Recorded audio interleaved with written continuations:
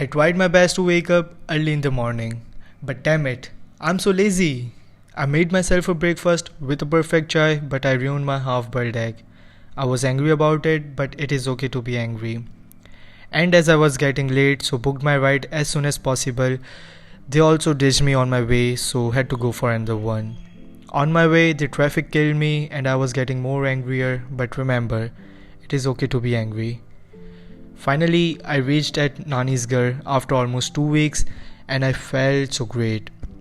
I greeted Harry and met others. I felt happy. Where was my anger? I don't know. But the doctor Saab here was getting angrier. And I say, it's okay to be angry. My favorite person from the team is Shabir. Right.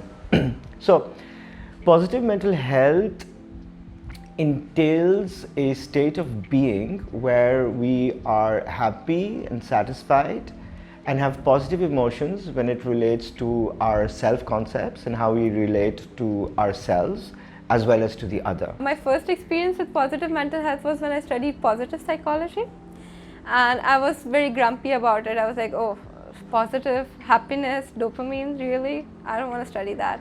And I went in the class with a very bad attitude, and my professor, Professor Arisha, made us write a letter to ourselves, but this was addressed to our best friend who had our insecurities. So, whatever insecurities I have to myself, I had to write a letter to my best friend consoling that these insecurities are your strength. And I cried in that class for the first time in my university. I was like, what is happening? Why do I think of this as my insecurity? And that's when I challenged myself, oh, I have to study more about positive mental health. What is it? How can we cope up with our daily life, daily things that are generally not studied under any labels? I would say 3 words.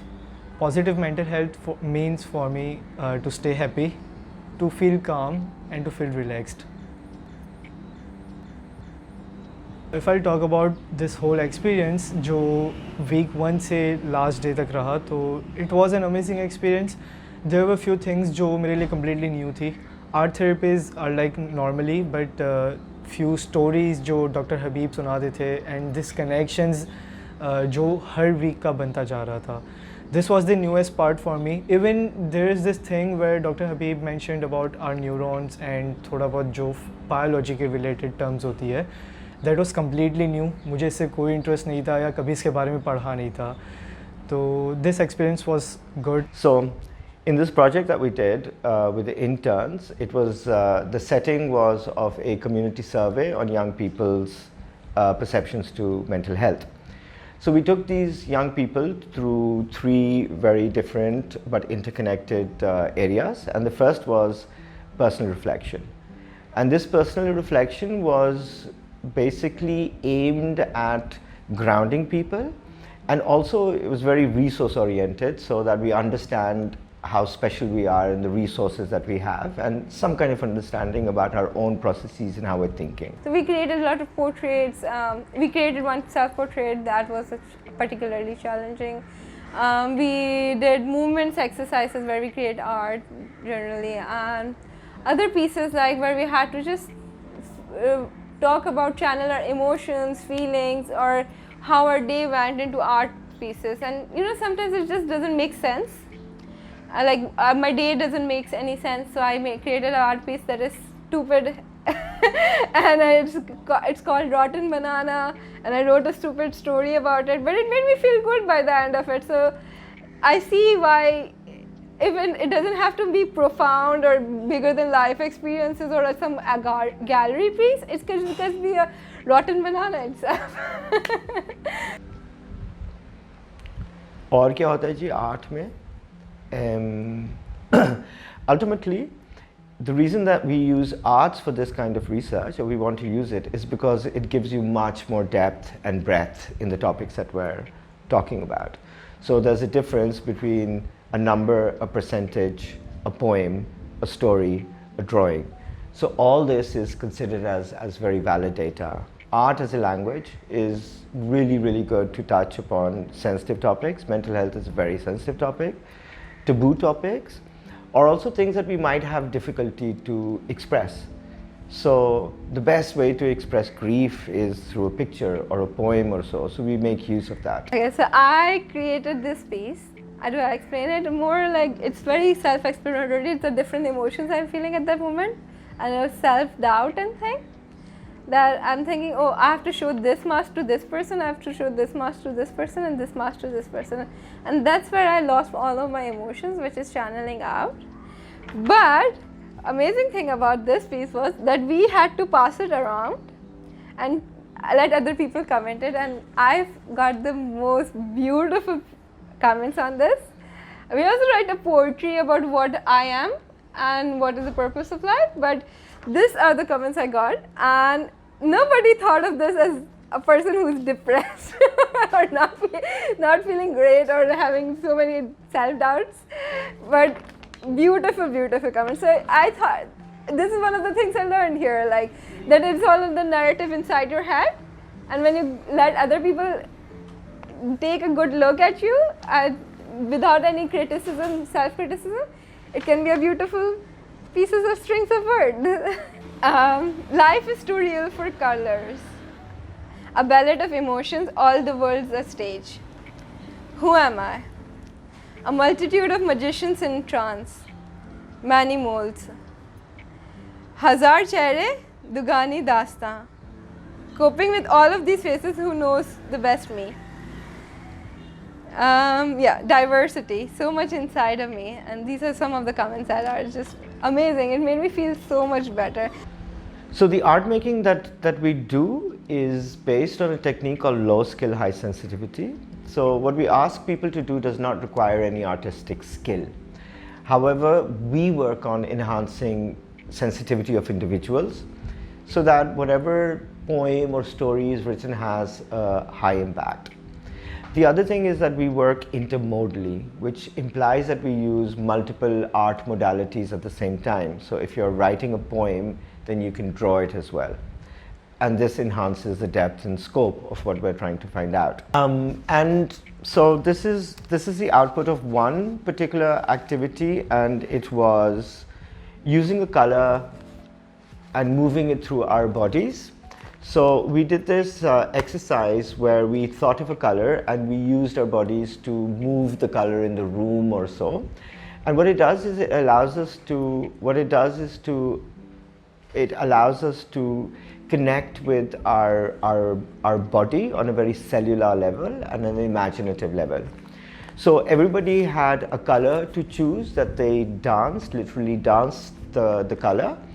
And after that little bit of movement, then a little painting was created with all the colors. And so here we have 4, and then a poem was written from the painting. So this is an example of intermodal art. Started off with a movement, then went into a painting, and then the painting was converted into a little book. So, and then we came up with, this was our little output, the movement of red. This is the movement of blue. This is the movement of green, and I'd like to share something from the movement of black.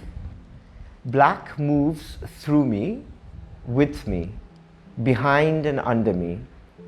It has all the colors inside. It is safe. It is holy.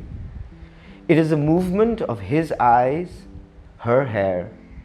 It is a movement of my shadow, faithfully following me, holding light, holding us all in dark night. Black moves through me, with me, and beyond. So one of the biggest thing I learned throughout that is like people can have different perspective to look at certain things. When we were doing exercises of 4 things like spirituality, health, physical health, mental health and stuff, I found out that, oh, it can't be the 5th list I have been thinking of, like walking, cleaning and all that. It can be more than that. It could be just hanging out with friends, going to park. I learned different coping mechanisms from each other, everybody who brought it up to the table. Another thing I learned that is particularly today was how to deal with happiness. Nobody tells you how to deal with happiness, and it was such like an intervention, I think, because I have been happy and then I suddenly feel depressed. So today I learned that that's how it's supposed to go. I'm supposed to create these pockets of dopamine that is going to have to take me out and not crash into the lack of complete absence of dopamine at all. So that was a particularly interesting how to deal with happiness. At the top of my head, a few things that came out very, very strongly was, one, how difficult it is to talk about these topics, about mental health.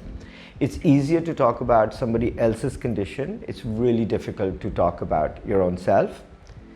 The second thing I realized is how long it takes to get people in a specific frame of mind where they can actually do the kind of personal self-reflection that we're asking them to do. So in our case, it took up to 7 weeks for participants to have this kind of comfort. It took longer than I thought, so that was a bit surprising. Number 3, even with this very short intervention, at the end of it, our participants were reporting feeling much more comfortable with themselves. They were reporting, almost all of them reported that their creative blocks seemed to have been lifted. They were all producing art. They had all picked up old hobbies that they had forgotten, the photography and the painting and the drawing and all that or so. Then we realized also, or I realized, how much it is widespread, the problem. And this thing came up again and again and again, and this is something that we really want to get to the depth of and to see. And to quote unquote, somebody said that everybody is behaving strange, regardless of whether they have a mental health issue or not. This is something that raised our little eyebrows, so to say, and like, what is that all about?